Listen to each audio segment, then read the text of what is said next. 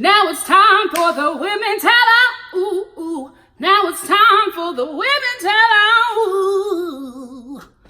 I am in a mood today. Am I ovulating?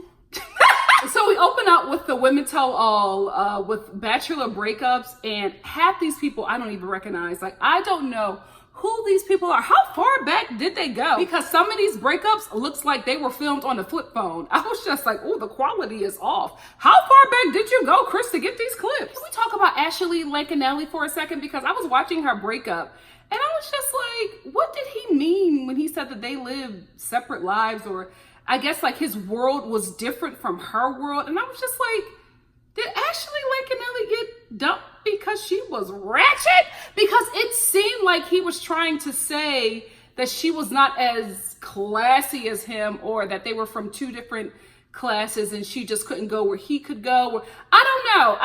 From that clip, it just read really different to me. But I haven't watched the season, so it could mean something else. So if you know why that dude in the toupee, because his hair, I was like, what's up with this toupee? If you know why he broke up with Ashley Lankinelli, why he dumped her, please let me know in the comment section below. Because I was just like, did you get dumped for being ghetto, sis? I understand. Let me stop lying. I don't. Ghetto or not, ain't no man turning this down. Hey. I'm definitely ovulating. Hannah Beast looks great. First of all, when Chris Harrison said her name and the crowd went wild, I was just like, this may be our Bachelorette. Because Hannah Beast looked great, like Glam Squad great.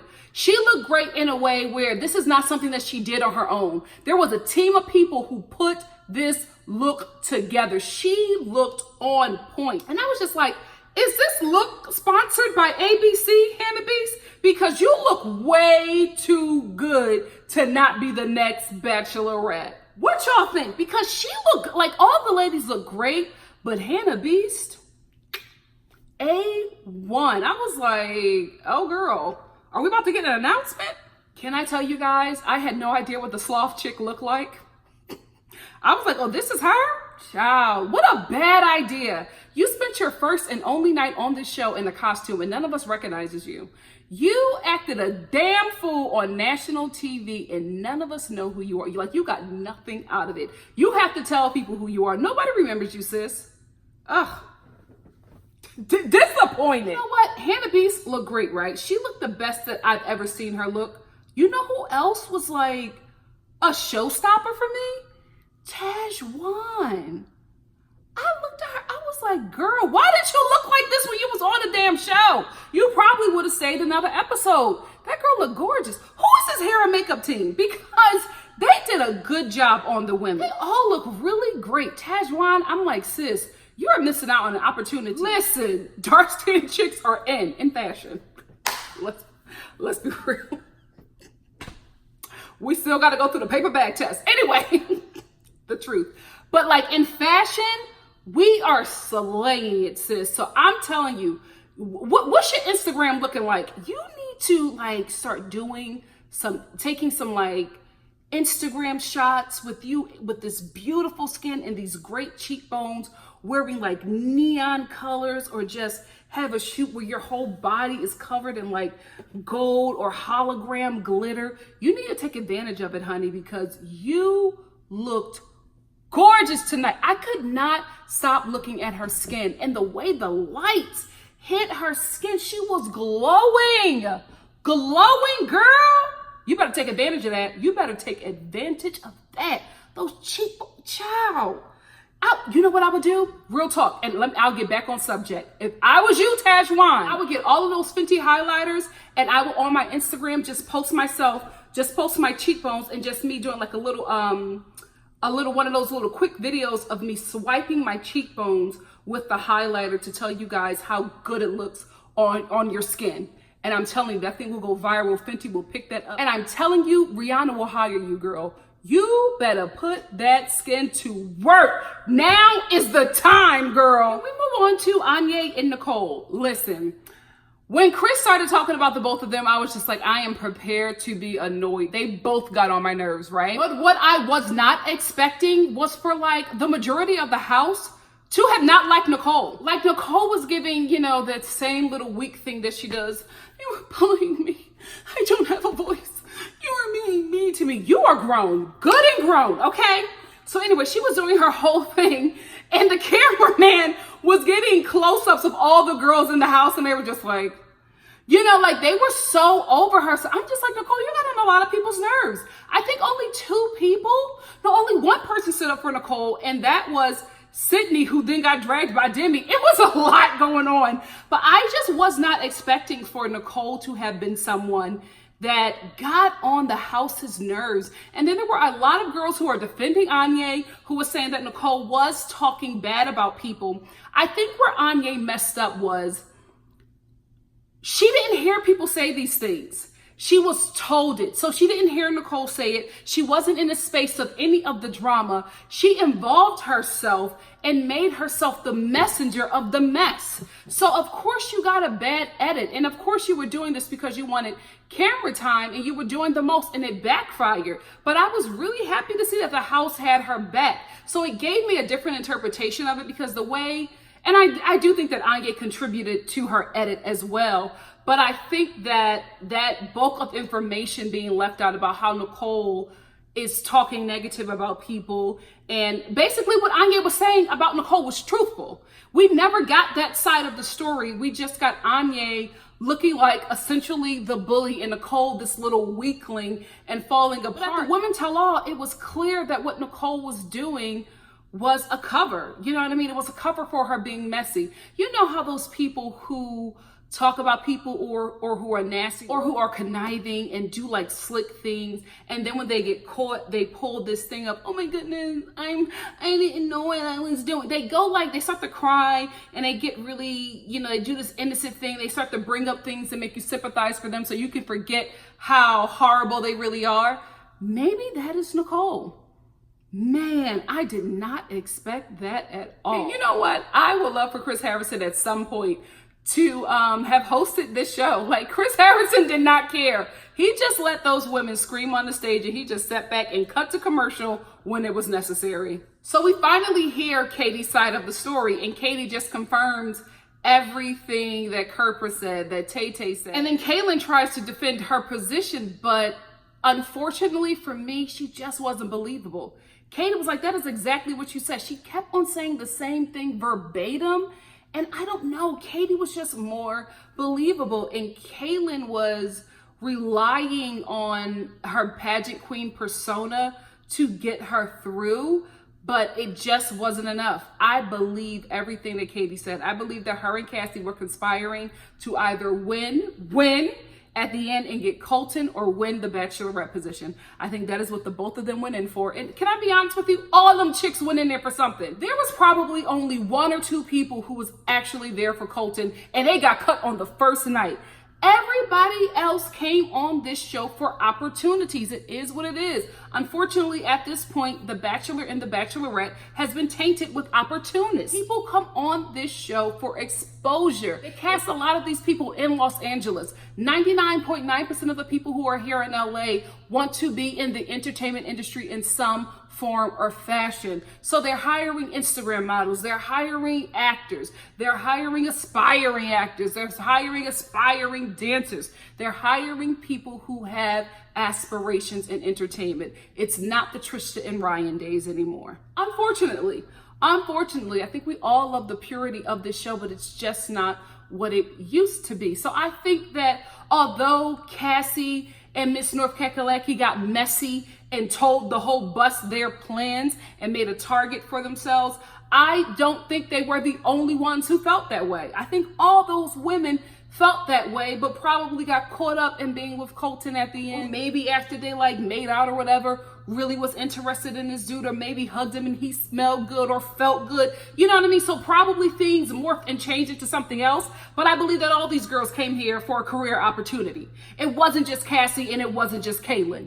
Kaylin, by the way, sis, you read several different ethnicities all the damn time. I need to see her father. I really, really do. Because the more and more we look at Kaylin, I'm like, are you Hawaiian, Filipino, black? Like, it's something in there. It's something in there. Because at any different angle, you get another ethnicity in Kaylin. What's going on? Well, let's see that daddy. It's probably OJ. Let me stop. Let me stop. And Chris asked Hannah Beast what happened, right? And Hannah, who's not trying to mess up her possibly being a bachelorette, is just like, well, I don't want to get into it, but I will say this. What Katie said is more accurate to what I heard on the bus. But you know, I don't want to get into it. She's trying to say innocent and unscathed because she don't want to mess up this possible bachelorette position. I see you, girl. Secure the bag. Listen, let me tell you something. I'm speaking it into existence. Although I love YouTube, I love you guys, and I ain't never going nowhere. Y'all gonna be on this journey with me every step of the way. But guys, when I get nominated for an Oscar, let me tell you something. This channel is getting squeaky clean. I'm not talking about nobody, okay? I am going to be sweeting on this freaking channel. The jokes will still fly, but just know, mother is trying to campaign for her Oscar. I can't be messy out here in these YouTube streets. But after I win, we'll be back to normal. We talk about that girl who looked like the poor man's Julia Roberts trying to come for Hannah Beast. Out of nowhere, she all of a sudden pipes up, this background actor or PA starts piping up and defending Kaylin and coming after Hannah Beast. And just like, of course you would say that what Katie said was right because you clearly don't like Kaylin. And Hannah was like, who are you? I bust out laughing because I said the same thing at the same damn time. I was like, who is this? Oh, who are you piping up? Nobody knew who this chick was, but she was real mouthy. Went from worse to worser. Demi and Courtney. Oh, they were so annoying. They were so freaking annoying. Demi was doing the most, but listen, her Twitter and her Instagram followers are going up every day. She got to do what she got to do. At this point, homegirl is hustling, and I'm not hating that a woman securing the bag, right? But her and Courtney, their interaction was just like, ugh. I couldn't, like, they're both equally annoying, but tonight, Courtney took the cake. Demi, oh my goodness, how old are you again? Get some class. I'm like, Minnie Mouse, shut the hell up. She was so annoying. And this is the thing, right? Let's talk race for a second. We got to, because this has been bothering me. As a black person, we come out of the womb roasting people and getting roasted. It is a part of our culture. It is something you learn from very young. I am so disappointed in Courtney for letting bite-sized Demi roast her. Like, Demi roasted her till she was no more. Demi has so many clapbacks for Courtney. Courtney didn't even have responses for some of the things. She was just like, really? Like... Every time Courtney breathed, Demi had something for her that ethered that chick, and she could not come back from it. So then she pulls this move, this low blow. First of all, she had been preparing this stunt for some time now, because when she did it, she was nervous about it. She was stuttering when she was saying it, and then she was like walking over to Demi in these hills that she could not walk in. So she's like clunking over Demi. You know what, Demi? Take a pacifier because you're so immature. She did it so sloppily and she was so apprehensive about it. She shoves a freaking pacifier in Demi's mouth. Demi takes the pacifier and throws it back on, and she's just like, yeah, real mature. And I'm like, you know what, Demi? Props to you, because it wouldn't have been me. I'm telling you this. Me and Courtney would have been scrapping on that freaking stage. Don't put your hands on me. I was so heated when Courtney did that. She crossed the line. She crossed the line. She could have at least pulled the pacifier out and just been like, oh, Demi, I brought something for you since you're such a baby. Did something like that. But to walk over to that girl and shove that in her face, that was humiliating. And then not only was it humiliating, it was assault. Like, why, when you put your hands on me in defense, like trying to harm me or embarrass me in some way, that is assault. And I didn't like it. I did not like it. Courtney, you were getting on my nerves in the beginning, but girl, you took the cake tonight. I was so disgusted. So disgusted. And I was like, Demi, this is your time. Put hands on a broad. She had every right. I would have backed her up, and everybody on that stage should have backed her up too, because what Courtney did was wrong. She is so annoying. God, please, come on, Chris. Don't send this chick to paradise. We are done. Courtney is annoying. What? Y'all get the weakest black. Can I tell y'all? And I don't know if maybe it's the casting people, but I feel like Black women specifically, when they are cast on these shows, especially a show where the majority of the audience is white, they always cast a certain kind of black girl, and it's never a chick that reps us well. Can we be real? Like, thank God we got Tay-Tay and Rachel, but like everybody else has been so busted. Like, oh, you know what, Demi? Take a pacifier. What are you doing, girl? Oh, we got to get better representation. I can't go on this freaking show. I cannot do it. I cannot do it because I will own that damn show. Just know I'm probably going to do something with The Bachelor and The Bachelorette in some kind of form. We'll see. Things are happening. Things are happening. We're definitely going to get Demi in Paradise, and I think that's perfect for her. She's going to do so good there. She is like, girl, you think your Twitter and Instagram followers are high now? Wait till you get off of Paradise. She is going to own that show, and I can't wait. Why not? Why not? Girl, secure the bag. And also, since we're here, I forgot Elise was on the show. They were doing a flashback, and she was in one of the flashbacks, and I was like, oh, Elise, where is she? Does anybody know the tea? Does anybody know why Elise was not on this show when she was somebody who was like high up there with Colton? Maybe she wasn't on the show because she was probably going to have to tell why she really left. And I think she probably would have been exposed if she probably had a man back home. I don't know, but I was shocked that she was not on the Women Tell All. The sloth was there. The poor man's Julia Roberts was there, but not Elise? Really? I'm not even going to give any time to that Halo Top commercial in the middle of this freaking episode. I'm like, could y'all be any more obvious that this is a commercial for Halo Top? Like this whole story of we're going to give Nicole Halo Top ice cream so she can eat her feelings instead of cry about it. It was so staged and just not enough to get me to eat Halo Top ice cream. I've had it once and it tasted like chemicals. No shade, just tea. So now let's get into the Bachelorette auditions. Hannah B sits down with Chris Harrison. And can I just say, Hannah B, like this long, ashy blonde, like Jennifer Aniston Friends kind of long bob. It looks good on you. It looks so good on you. Don't go back to them wand curls. Your hair looks so much better, fuller, and just straight with a light bend. You know what I mean? She looked really, really good. She was saying all the right things. Her audition, in my opinion, went very well, and I am proud of my Hannah Beast. And then Kaylin auditions. She wasn't that interesting. I felt like Hannah Beast did a far more superior audition. However, this conversation about sexual assault, that she was talking about her being sexually assaulted and, you know, bringing that on the show and using that platform as a way to get awareness out and, you know, really free survivors. Listen, that got to me. That got to me. I didn't feel like she was auditioning with that. I thought that was a real moment. And even when she said that men and women reach out to her and tell her how inspiring just hearing her story and being open and honest about being sexually assaulted on the show that they watch and didn't expect and how it would help them get free. Listen, I love that part because that was the realest thing that ever happened on this episode and on this show, period, in my opinion. And I love that. I love that she used the platform for that. Whether she's a mean girl or not, she does some good, okay? Chris sits down with Kaylin. Colton comes out and he doesn't look his best. Like, guys, something was different about his look. First of all, he was darker. What in the Rachel doll is all happening? His skin was visibly darker. His hair was like straightened and like sprayed in. Like he had spray on hair and his jaw was different. So I'm thinking that he got his jaw Botox to make it seem a little bit more chiseled. You do that if you can't lose weight. You just Botox your chin. No, I would never. No.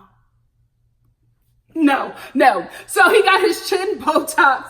And he had like his hair, because you know he's thinning a bit, and he had his hair like it was sprayed in certain areas. Like we call it Beijing, you know what I mean? That hair dye, like when, especially in Philly, when black men who normally don't have hair all of a sudden show up with like this clean, crisp, faded in hairline. He got Beijinged, and that's what I think happened to Colton, because his face just looked.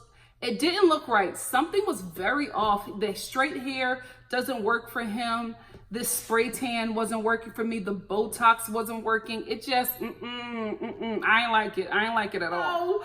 I don't know why Colton came out, because we didn't really get much from him. There was not really any closure. He came out in like the last few minutes and it just wasn't enough for me for it to like have really been necessary. But what I do want to say is that I love Shady Demi.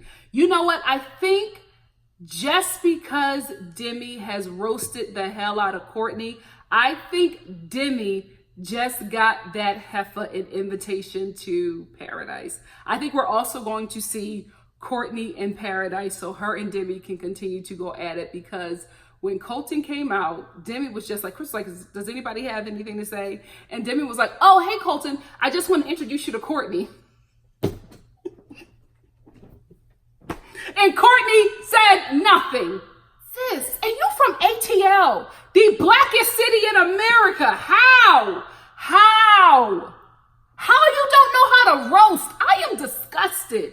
She should have been reading Demi for filth. Guys, we are born with that ability. The fact that Courtney couldn't do it, I am just horrified. You know what? Did you guys feel like Colton gave Kaylin the closure she was looking for?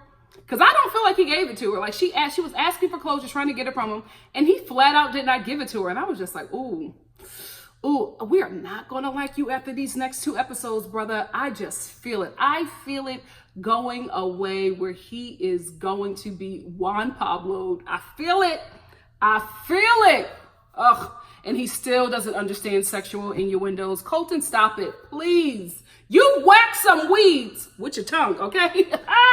We know about you, Cunnilingus King. I'm a mess. Anyway, guys, that's where the episode ended. The Women Tell All was fun. I just felt like I wanted more. Like, it was good to see all the girls. It was a good little time. But I just felt like last season's Women Tell All, we got so much tea.